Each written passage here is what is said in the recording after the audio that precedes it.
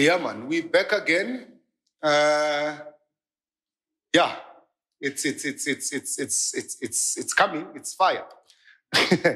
We spoke about before we took a break the biblical requirements of a priest. If you want to be not a priest, in fact, it lists. If you want to be a bishop, if you want to be an evangelist, if you want to be this, it lists what you must be a well-behaved person, control of your family, your children must be disciplined, you must have one wife, no scandals. And as we see, there are too many scandals. You can take it from as back as your earliest revivalist movement, your Jimmy Swaggarts. Jimmy Swaggart was found in a hotel room in Beverly Hills, overdosed with 5 prostitutes. It's history. You understand? Jim Jones, Pastor Jim Jones. Pastor Jim Jones, the Jonestown massacre, yes, where 1,000 people died because now they were going to see God. The Mormons, a group of 800 Mormons jumped off a cliff because Joseph Smith had prophesied that in 1862, that would be Judgment Day. In 1682, that would be Judgment Day. They jumped off a cliff because now they wanted to be the first ones to welcome Christ. As the Buddhist who burned himself alive. Well, the Buddhist who burnt himself alive is quite different because he was trying to express human potential. It was not in honor or in devotion. The East is another thing to talk about because now there's the Indian yogis who buried himself for 2 weeks until the officials had to pull him out. But no. You've done enough. You've proved your point. We're talking religion here and religious conviction and how religion influences the psychology, the moral fabric of society. Example, you mentioned your witch hunts. You mentioned in fact, the previous Pope Benedict the 16th, he was head of the department in the Catholic Church called the Department of Doctrine and Law. But basically, it was called the Inquisition Office before that, until they changed it later to make it sound palatable. But it was actually the Inquisition. And the Inquisition is responsible for 50 million deaths in Europe alone. Your witch hunts, your Salem, Now, I'm asking now, religious fanaticism, religious influence on the psyche, and religious influence in the community. How far does it go?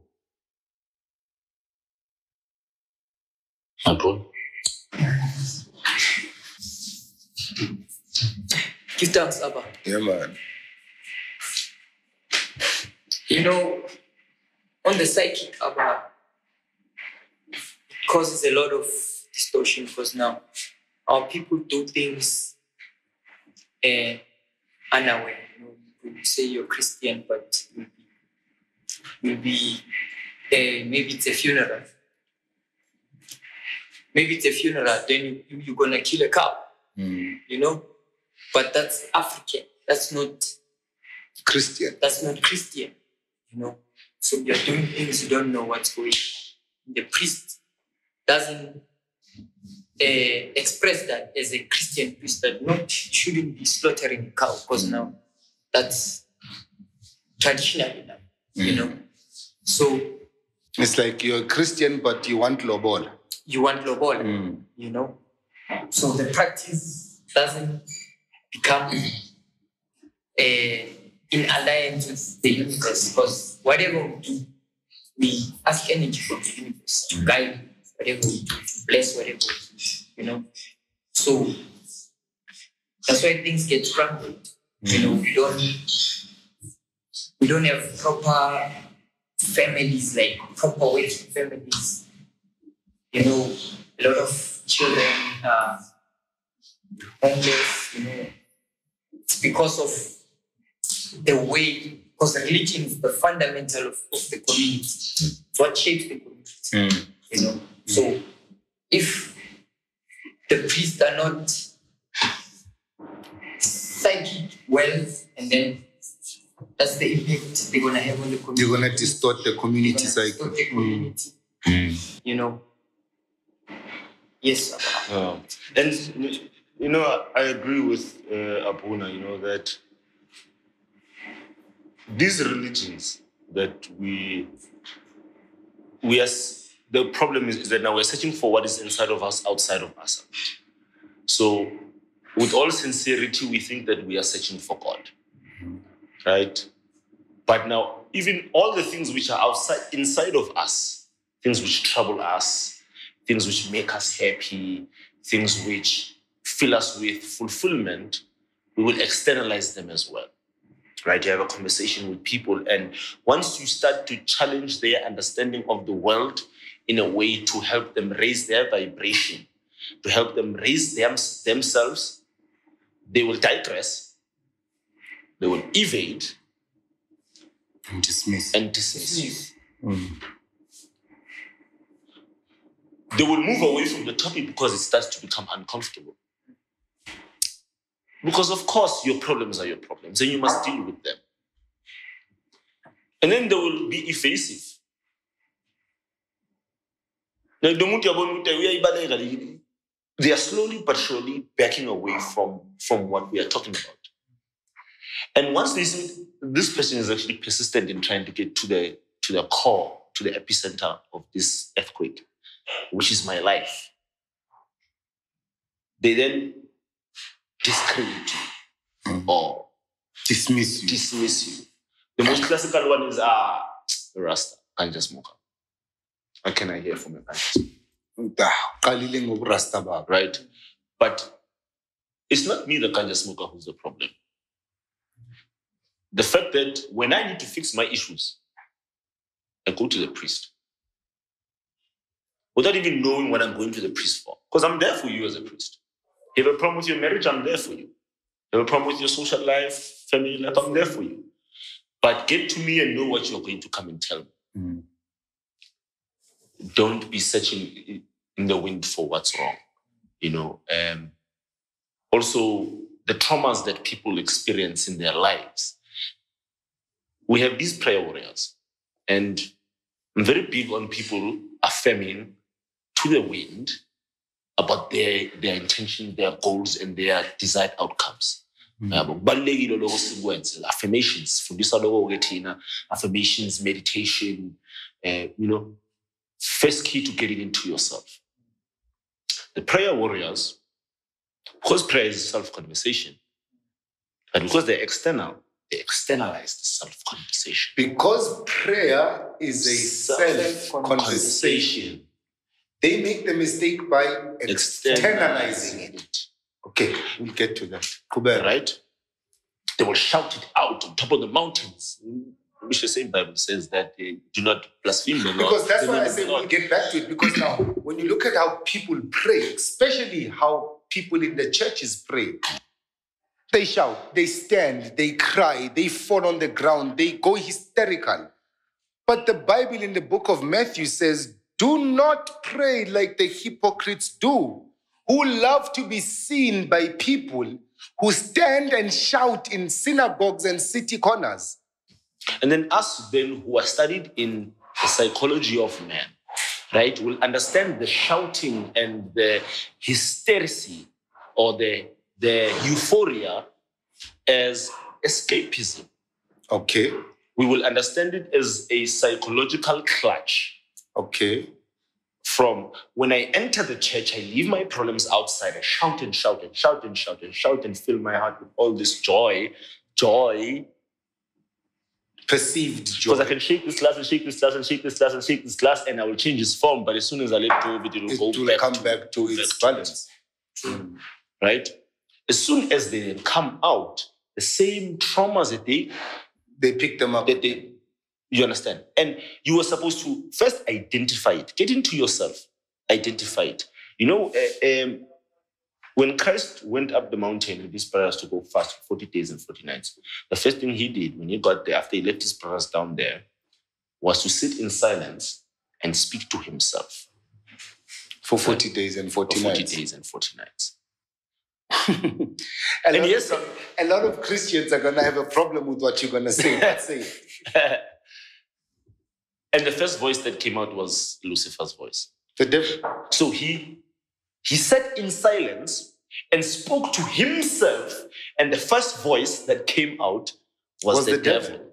So you sit in silence, whether you're sitting on the loo, whether you're sitting in your car. I know a lot of you get back from work, and before you get into the house, you sit in the car for 20 minutes before you get into the house. That silence is the same silence that the first voice that's going to come out is your demons. It's your devil. It's your devil. Because God is the object of your perfect focus. Mm-hmm. Yeah. Mkhulu, mfundisi, priest, akazi ngithini. But and to add on that, Avan, yeah man, iyangishisa le ndaba. Eda uyomhlamba uzongikhulekisa. priest, like an institution, I'm a priest, the church. Right now, they only pray for people.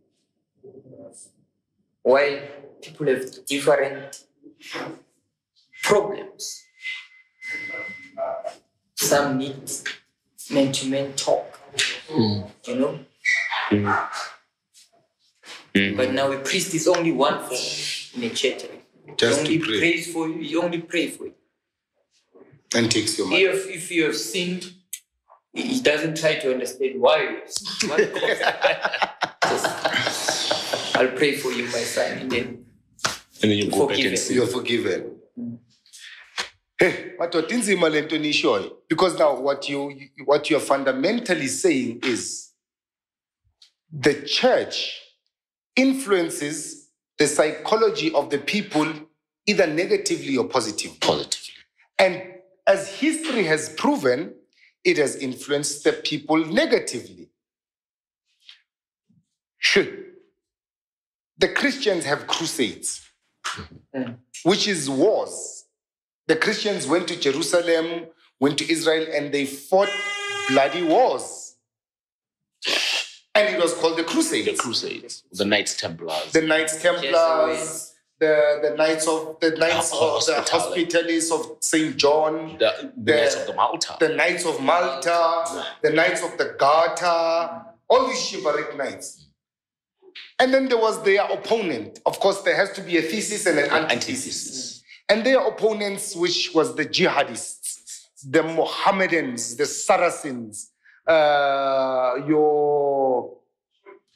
this guy who was this Muslim, Saladins, and all of that. Yes. And then they also had their sections because there were Saracens, there were Muslims, there were jihadists, there were the Mohammedans, and then all of it. And then the Sufis came along. And now, the history of religion has always proven that where there is a religion, there is going to be a cultural, social takeover as well.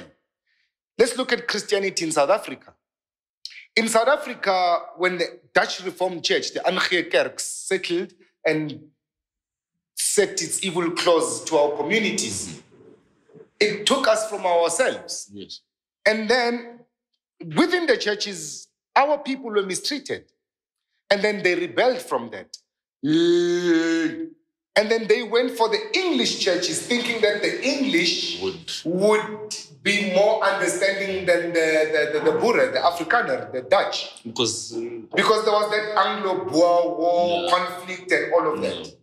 And then we sided with the English. And then we started to join your John Wesley's, your Anglican churches. This is why these are the oldest churches in South Africa, you know? And then on the Dutch side, you have your Lutheran churches, your Dutch Reformed churches. And then on the English side, you have your Anglican, your Methodists, your these other English churches, your Presbyterians, and all of those, the Reformists. Well, on the Dutch side, you have your Reformists. On the English side, you have your Protestants. which is European politics now. Has nothing to do with God, but priests are perpetuating it. Come to South Africa now. We are converted into these Christian churches. Yes. Today, we have Anglicans, Methodists, what you name it. Until we broke out of those original traditional churches, and then we created a spiritual movement. Abo Zion, Abo Apostoli, Abo Shembe, Abo Banban, and all these African initiated traditional churches. But still with the same Christian mandate. Yes. Are these priests actually serving black communities? In terms of, you said, the priest's duty is to raise the vibration of the people. Hebrews chapter 5. Every high priest is taken from amongst men and put in the place of God for men. So a priest is basically someone. For the past hundreds of years, that churches, religions have existed, especially South Africa, Christianity now. Because in South Africa, we have the biggest problem and our biggest issue. Honestly speaking, the biggest problem in South Africa is not apartheid. Apartheid is a product of a church, the Dutch Reformed Church. The problem in South Africa is not illiteracy or people who are not educated. The problem is that the educational system itself is Christian. In South Africa, the problem is not by reason the government used social degeneration. The community, the fabric of the community is not degenerating. The problem is Christianity. And we as South Africans, we as Africans, we as Bantu, we need to come to that realization. We need to kill God. We do. God must die. We do. The God of the Christian church must die. Because all these problems that we are faced with is because of him. And nobody can pinpoint where this God is. Because Amapostola have this interpretation of this God. Amazayoni have this interpretation of this God. Ushembe uthi uNkulunkulu sekuphakameni. AmaZCC bathi use Limpopo ebiza lapha kini lapha eMoria. You understand? Everybody is pointing this God somewhere, but they are all reading the same manual, the same book. Now, I'm asking this psychologically now. I've had a group of psychologists having a debate about this. Yes. Like I read their papers, you know. And they concluded that everybody who believes in the Christian God is certified psychotic. Yes. To believe in fact, even Albert Einstein says that to believe in the God of religion is a sign of psychosis. Yeah. And then he continues to say the God of the future is a cosmic. The religion of the future is a cosmic religion. Is a cosmic religion, which is Bantu, is seen to. And then he says, men know thyself. Men know thyself. Now, on that, does religion, straight question, does religion render people crazy? It does. There's a book I forgot to offer, maybe you will remind me, called The God Virus, right? The God Virus, it's almost like breaking down of a magician's tricks, right? That as a priest I come in, we sing. I set the mood. I set the mood. We light the incense, we light the candles. So all your senses are being enlightened. All your senses. You know, I have your sense of smell, I have your sight, I have your hearing, right? It's the incense, it's the candles, it's Zambat, all the colors, the ambience, right? From there, I get now into the vibration of your body with the music, whether it's drums, whether it's the harp, whether it's the piano, whether it's the organ, whether it's the accordion, right? And then from there, I make you profess it through the doctrine we sing in the hymns. You devote yourself now to this feeling that I have now in like okay.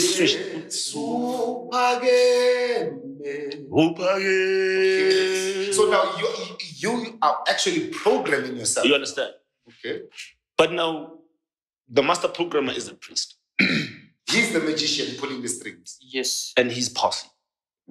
Because they come in, and there's a boy with the Yabo, angena. Cala ukuthi yazi ukudla something. ukuzwa lokho yini leyo. And then you sense excited. Baba nga-frankincense. Yeah. Yabo. Makafika lapho mfana bese amabulo manifesto lusado kinema wa Haile Selassie or Domine Patri Domine Filius Espírito Santos light. Now your vision. It's system. In fact, you're reminding me of a book I once read that was written in 1945 by Elizabeth, forgot her surname. But this woman, this book is called Revivalist Psychology. Yes. It's the breakdown of a church service. Yes. From the moment you walk in, you're on a sensory overload. Yeah. From the moment you walk into church, sensory overload. Yeah. The music, the smell, the dress. You understand? And now, getting now back to what we were saying about these African traditional churches, right? The elders of these churches, they left the churches which they were minor priests in because they were ill-treated or they felt like they were treated as subordinates, right?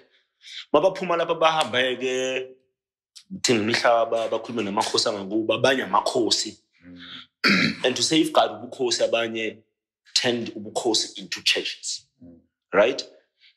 But this doctrine, that mass dramatization of mass service, the incense and all of that to ignite your senses, they carried it on. And the God virus, so this gentleman says that the virus, this God virus, will try to save itself by all means necessary. And we see it that now in these African traditional churches, and that is how you understand? But for this virus to still be in the body, it must adapt. We saw a video last with the Catholic Church of and if the Vatican is behind it, then they're smart. Yeah, there's adaptation. This virus. They're creating an immunity for this virus. And now this virus still exists in these African traditional churches. Because noma bangathi inkosi asephakameni uNkulunkulu hayi uJehova bayamusho. Yeah, bayambiza. You understand? Whether bangathi untate uNkulunkulu uJehova bayamusho. Kwayona leyo nto abale uyithola eBhayibhelini. Izayo. Kwalesizwe lesi lapha ekuphakameni le eMiddle East. Israel inasari ile Nazarite. Right? So this virus, it's just spreading itself. And taking the character of the host. Spanish flu turns into another flu, and then now we have COVID, and it will turn to something else. Yeah. So basically, because now, the sense must be lost from men. Like the vision of truth must be lost. This illusion. Without Jesus, there is no truth. And without Jehovah, there is no God. There is no God. But then religion is dangerous. Because now, what of those who say Allah?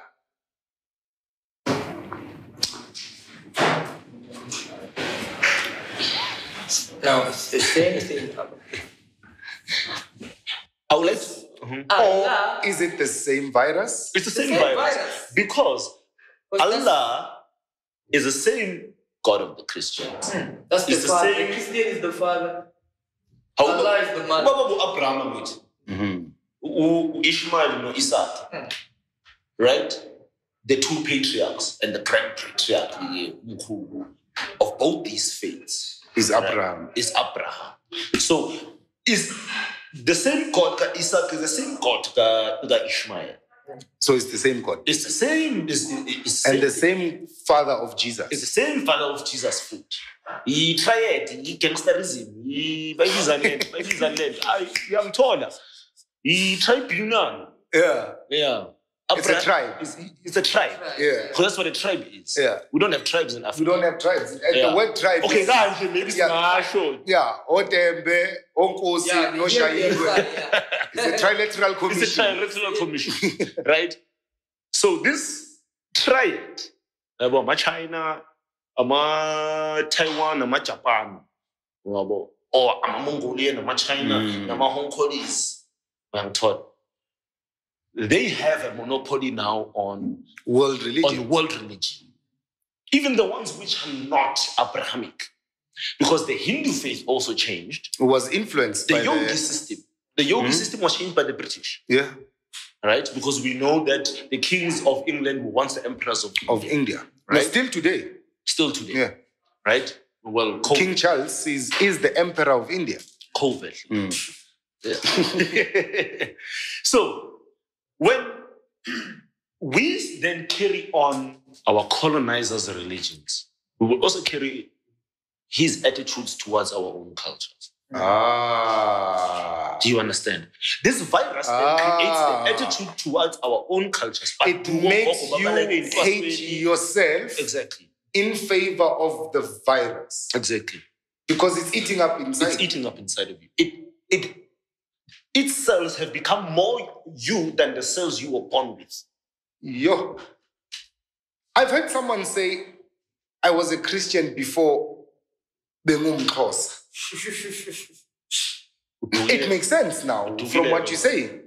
I was a Christian before Ngiba Umxhosa. In all that we've been talking about, I'm picking up a concern. What impact does religion have on a person's identity? You know, like, who am I within the context of a religion? Because now there are two questions we can put on the table. There's who you are and what you are. And I want to understand who and what. Where does religion fall in? Is it a who? Is it a what? And how? And what impact does that have on an individual's identity?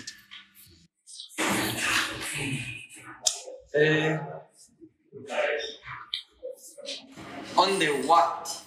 No, the religion actually is a what? Okay. It's not who you are. Because religion, you actually forget yourself. You approach things via Western ways, not African ways. So you forget yourself, you forget who you are. It strips you of your identity. Strips you of your identity. As for culture, takes you back to who you are. Or the way Africans, Bantu people, saw spirituality, the way they practice spirituality. It was taking you back to who you are. That's why even our language will tell you that we are going back. Going back. That's Sigwekon. That's Sigwekon. Chapo. That's who you are. And That's religion who you deals are. with what you are. Religion deals with what you are. And what you are, it's like, I can say it's a desire, man. You can change it anytime. Yeah, I can change it anytime. I want a car, I want a big house. That's what you are. I'm a Kaizer Chiefs fan. But when it loses, I'm an Orlando Pirates fan. No, it's true. And who you are is tied to your genealogy. Right? It's tied to where you are from. So Mina, I am what my father is, and he is what his father is, and he is what his father is, or who his father is. The what is a construct now of after I leave the home of how I want to interact with the world and the world around me, or myself and the world around me. So it's the construct which I create when I live. It's the mask. It's the mask. You know, there are those who will live their whole life being delinquents, being just bad in society. But for them to be understood as correction or babuyile sebaright, they're healed of their transgressions towards the community.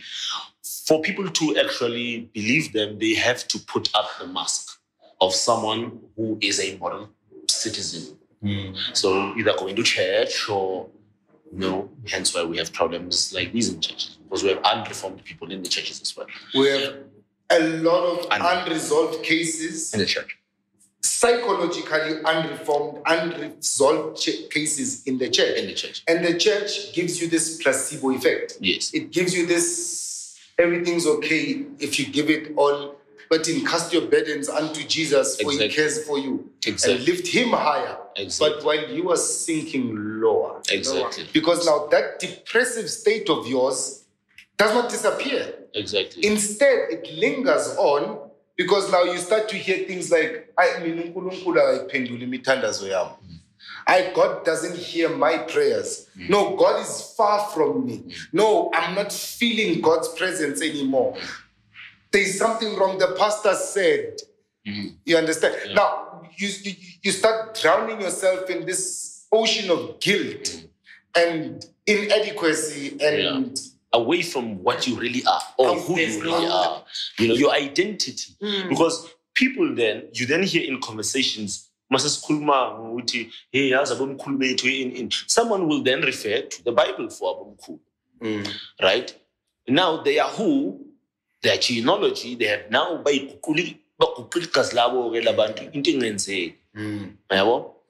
they have now switched genealogies.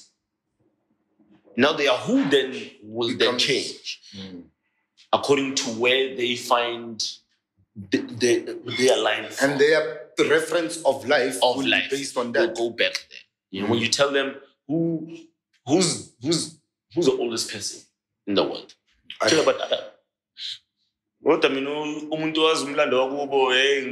Mnguni is older than Adam. Yeah. Like Mnguni. Is older than Adam. Kono, Koko, Babea Kala, Inzalela, they are older than Adam. That takes me back to something. Mautige manje, omkhulu la. They were older than Adam, and everybody mobuza. Who's the first person in the world but Adam? You say Adam, yeah. And that's religion now. That's giving you a different who than who you are. Okay. You say they were all Kokobet, La, in South Africa. Yes. In this place, this famous place that everybody's talking about, but the Adam's calendar, Kwanzalo Elanga, and then... It's an injustice to even call it Adam's calendar, because Adam is younger than the people who built it. So basically. Yes. According to the Ethiopian theology, Adam was born 4,400 years ago on the 26th of October. Yes. That makes him about 7,000 years now. According to the Christian calculations, Adam was created... It's 2000 what now? 2023 years to Christ. And then from Christ is 5,500 years. Yes. So it's about 7,523 years. Adam now. And that's according to the Christian biblical timing of the existence of Adam. Yeah. I can count my genealogy, family bloodline, back 9,000 years. So Ekaya, we are older than Adam. Ekaya. Yes. And that's just me alone. Yes.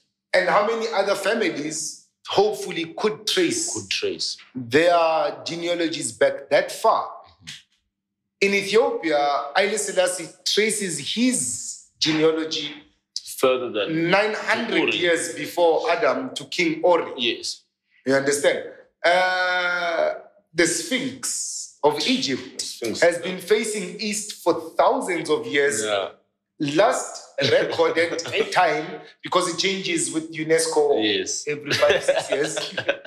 The last recorded time was 28,000 years. Yes. The Sphinx With has the been switch standing, which switched from 7,000 and then 15 and then 18. The last one was 28. No, it's going to change. Yeah. The pyramids of Egypt, 5,000 UNESCO. In 2018, they were saying they were 5,800.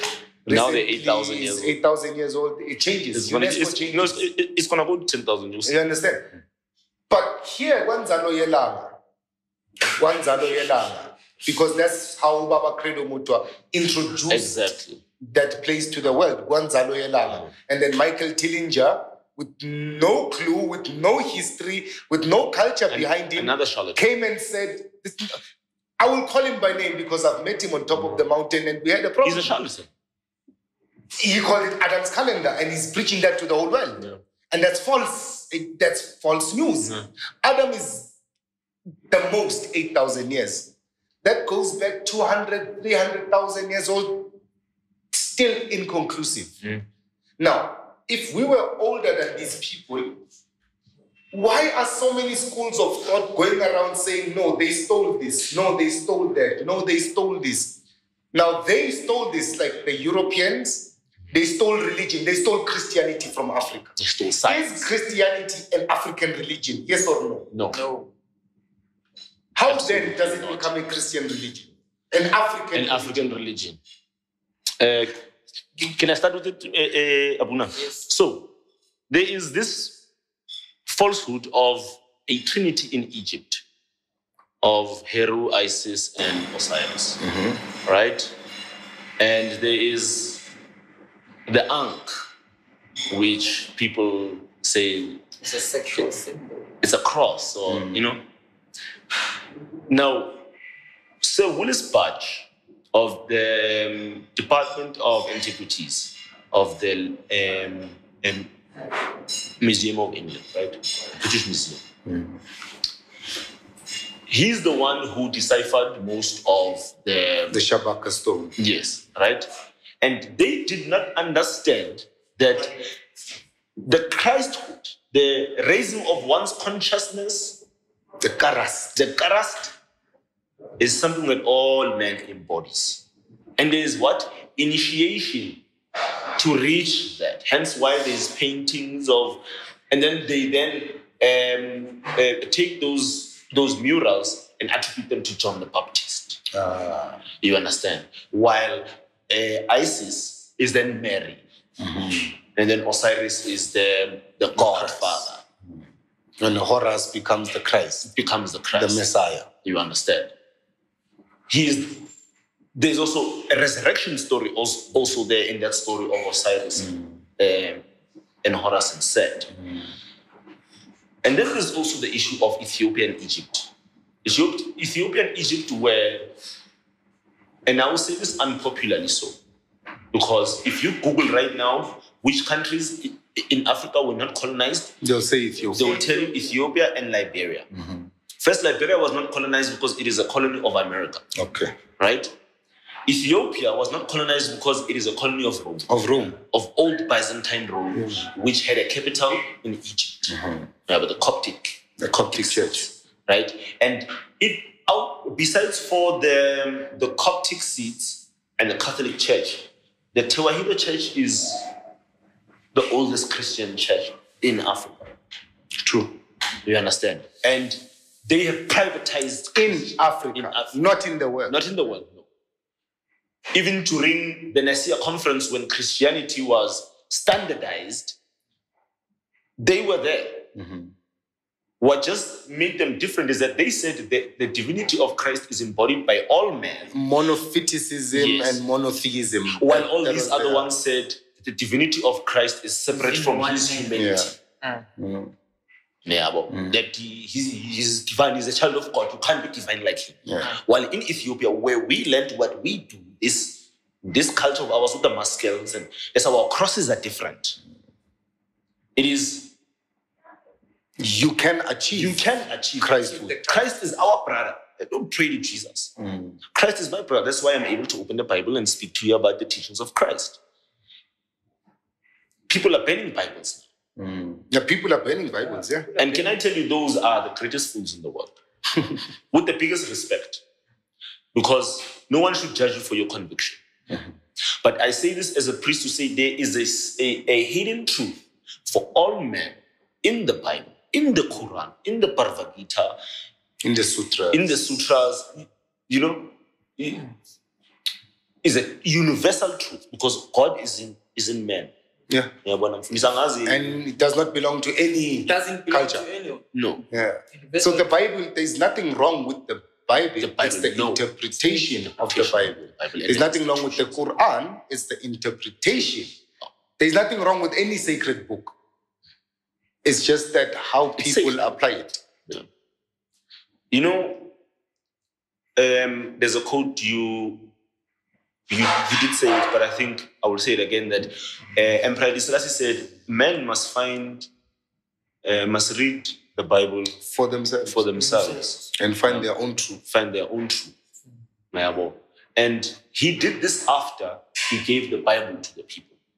Because it was illegal for people to own a copy of the Bible.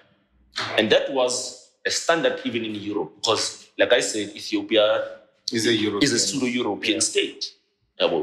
Even its crown. And I venerate Emperor Haile Selassie. I'm a Rasta. Emperor Haile Selassie is a god and king, just like every other god and king. Solar, royalty, there's all those aspects which, yes, the Ethiopians kept, but the god virus, It took over. Assimilated them. And because they have a thing of, just like Egypt, that they will keep a facade of the old tradition. But behind it, there is that, Because that's the thing. You mentioned how Christianity can be perceived as an African thing with the Egyptian Trinity and all of that. But when you check Egyptian history, there is a Greek addition. The Ptolemies. The Ptolemies, No. they are the ones who added this Trinity, this God notion to an Egyptian culture. We were speaking about this recently. What became Egypt, what became known as Egypt, is actually the very lowest of what is actually seen. Yes. We understand? Because now, by the time these travelers, these migrants reached Egypt, they had forgotten the fundamentals of their cultures. So they had to be reminded through picture, through symbol, through statue, through stories, through song, who you are. Hence the Egyptians will always state, Men know thyself. men know thyself. And who are we? We come from the source of the river Nile, where the mountains of the moon are. This is Central Africa. So the Egyptians would always say of themselves, we are Bantu. We come from the lands of the Bantu. The many gods. Our culture is Bantu. So if the Egyptians are the offspring of the Bantu, we don't have a compendium of gods.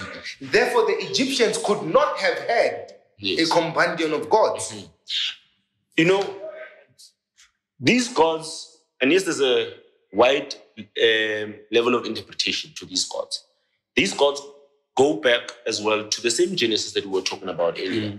That there was light, then there was water and air, and then there was earth and But those are the Egyptian gods. Those are the Egyptian gods. It's Ra, is Shu and Tefnut. Which is what? It's Nut and Keb. You would say, Kimudi Muhammad, Kimudi Muataba, Yeah. Kimudi Muamoya, God of the mountain, God of the river, God of the ocean, God of this, God of... But we are not actually speaking about deities. Exactly. We are speaking about natural elements. And that's why we say that there were no gods in Egypt. You understand? Because you will then, because now it's permissible. It's permissible to say that we are the ones who built Egypt. But if you say that there are gods in Egypt,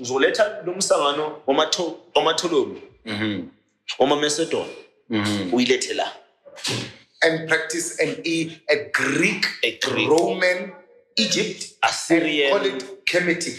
Exactly. But Kemeticism is so closely tied with Christianity. God the Father, God the Son, God the Mother, Holy Spirit. Holy Spirit. There's salvation theories, there's a new birth, there's heaven, there's hell. Whereas in Egypt, none of that existed. We didn't have that, So my question is, where now do you connect Africa and I hear Ethiopia. Yes. Ethiopia also. Let's get this out there. Yes. Ethiopian Christianity is not African. It's not African. It's not Ethiopian. Yes. It came with two brothers, Frementos and Abrea, yes, who were shipwrecked Greek sailors who were adopted by the emperor, Etsana at the time, yes. and they introduced Christianity to him. And they became instituted by the Egyptian Coptic Church, which was run by the Byzantine Romans. By the Byzantine Romans, who had their capital in Istanbul. In Constantinople. Yeah. You understand? So even in Ethiopia, Christianity is not an indigenous practice. It came with Greek brothers. Exactly. You can tell by their Hellenic disposition, their names. Mm-hmm. I'm Tedros. That is Theodoros, the gift of Adonis. Mm-hmm. And it's in the words. Listen to the things that we speak. The same way we have forgotten the things that we speak. Listen to the things of the foreigners that we speak, that we call ourselves with. Then you will realize that it's not ours. It's not ours. So there is no Christianity in Africa. No, there is no God in Africa. There is no God in Africa. These are actually invocations. All these are in me. Whenever I'm going to war, I know how should I invoke it, to get my confidence as a person, Not necessarily that this is a God. It's how you motivate yourself. It's how I motivate myself. Okay. So, because I'm good. You said at the beginning that religion, its purpose was to elevate the vibration of man. It's self-motivation. It's man lifting himself up from one low vibration to the highest that he can reach, which we would call the level of God, which is the highest potential of man would be God. Yes. I want to ask you this. As priests of Abakali Pibokanya, you've spoken about Christians, you've spoken about Muslims, Jews, and Buddhists, and what's different and special about you? So, like we said, our institution is called Abakali Bokanya Institute of Spiritual Gnosis. And what we deal with is the core of spiritual knowledge. And we teach priesthood. Whether you're Christian, whether you're Muslim, whether you're Apostolic, whether you're ZCC, we teach you the essence of God, which is inside of you when I'm moved. But on top of that, we have a temple. We have a temple and that temple is not filled every weekend. The last time that temple was filled was a couple of months back. But the temple, the people who come in are people who need help physically, emotionally, psychologically. So we sit down, we have marriage counselings, we have parental conversations between parents to close that gap. So we have also kids who have drug problems, to sort of help them get out of the feeling of being stuck. And in that, not just Yafunda, as well as priests, we're also being initiated. But as well, we get to now help as much as Sifunda Nati. What we have learned all this time as priests, we have an obligation now to also pass it on to other priests as well. That's why we know the church. There's too many churches. Too many churches. Church and recruiting. Because what we do, we don't recruit. We help people. We don't people take time. Get healing and live and go continue with their lives. Whoever feels priesthood, he will say himself that as I was getting help here, I want to be a priest. I want to be a priest. How do you become a priest in Abakali Pibokanya? You just say, I want to be a priest, I volunteer. No. So you go through a probation period, that's 6 months, even to a year, depending on the progress that the Grand Master will see in you.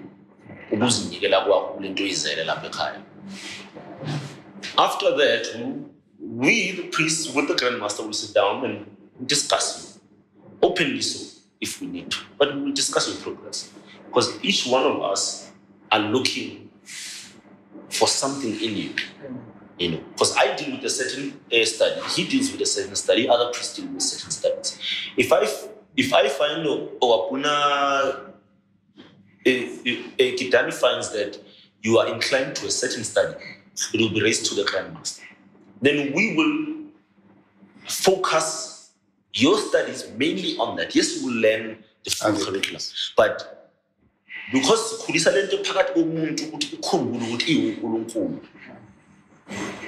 need to nurture it.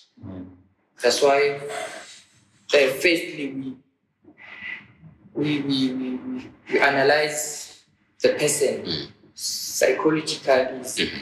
Yeah, and then there's tormentors, you know, like the past. Your trauma. The past, haunts people every day. And so we try to deal with that first, and then there's the baptism. We do the sacred hydrotherapy, because the word baptism does not get to the gist of what is happening. It's magic. And it's a magic that's been happening for centuries. It's sacred hydrotherapy. Sigeza nomzimba wakho ngoba angiphakathi komuntu uhlala uNkulunkulu, sigeza nomzimba wakho uze phakathi kule tempele likaNkulunkulu akwazi ukuhlala ngoba akwazi ukuhlala endaweni engahlaliseki. Right? Then you then start your initiations. In whatever study that the priests have seen that you can become a contributing member to this well machine. That when we need to go help a family, your contribution is going to be seen. When Abba needs you to go and start a church somewhere, because we have one in Mambopane that we are busy with right now. We have one in Mpumalanga, in Balenhle. We have also one in Kronstadt. So if a priest is mandated to say, you can deploy it. But the thing is, we don't take time. And we don't have large congregations as well. We don't desire large congregation, because when there's a man, okay, I wanna isonto mangcwele abantu ne ugcwele ama-ego. Abantu babangiy'hlalo, ikhundla. You understand? Hayi abantu abadlala ke sabadedela ufuna isihlalo. Simbona ukuthi uyahlala yini lapha. Sivele simlungise isihlalo. Right? So to run away from that, whoever will afunde. You know, need piece of hlahluba. Say, it's in some priest. So there's also divination. You know, people need help in many different facets of their life, and we are there to help them. We have summer spring camps called the Nomkhublane Children's Camp for the children of the village, and we do mentorships for young boys, because we are men mostly, but bakhona nabogogo who deal with young girls. We also deal ngeenkuliso zabafana, because la emalokishi abafana ababuthwa abafana bayintabeni, so we deal with that, and we have an authority ngoba sihlezi nenkosi. So civil wise, we deal with the spiritual and the physical needs of an individual, no matter the age.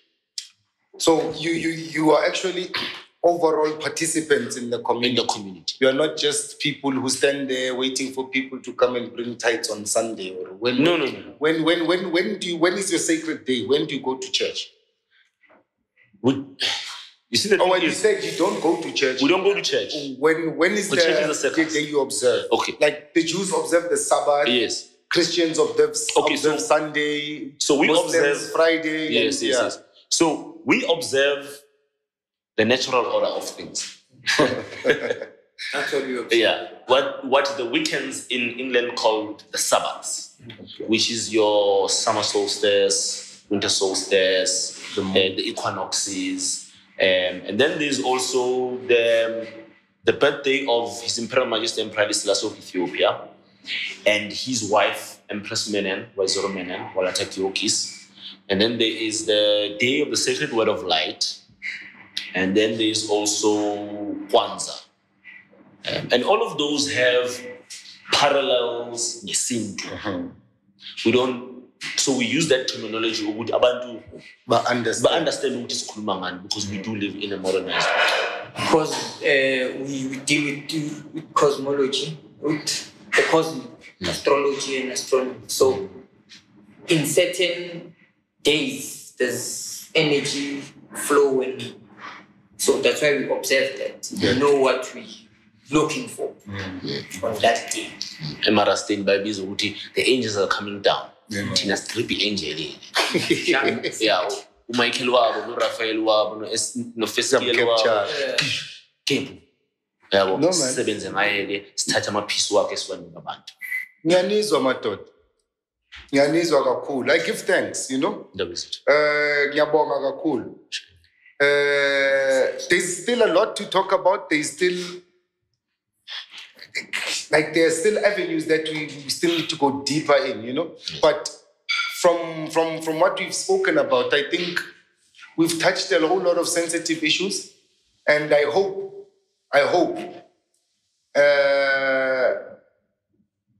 people can sit back and actually think and ask themselves the necessary questions, and even ask themselves the unpopular opinions, you know. Oguti, I was talking to a woman yesterday when I was at Spa, you know, in the line at Spa, and she mentions going to church. So I asked her, why do you go? No, Bebe Zenhi. Yes. No, mama. Now, I asked her, then why do you go to church? Would you know, the only reason why I go to church is so that I can have a decent funeral. That's all. Most people. So every Sunday, ngenza show putting 10 rand, 20 rand, so that my name is always in the book, so that I can have a decent funeral. So I asked her, do you really believe in what is happening in that building? She blatantly said no. It doesn't work for her. So, topic for another day. But from what we've said and what we've seen, Christianity has failed our community. God has failed our community. Jesus Christ has failed our community. And we must kill God. We must kill God. Nyabo.